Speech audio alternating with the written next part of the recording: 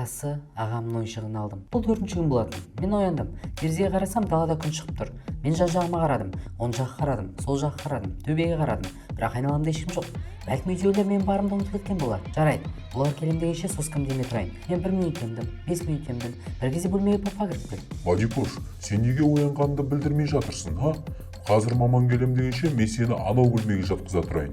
Бирок папа мен жаткым келмейт. Жарайт. Акем мени башка бөлмеге жаткызды. Мен айналама карадым.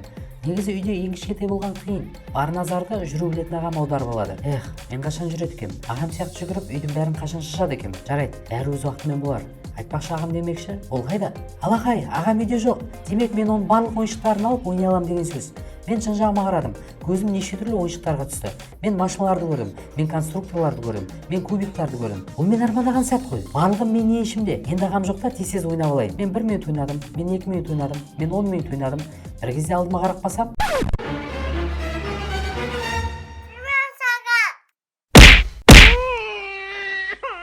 кыскасы, агамдын оюнчугун алдым.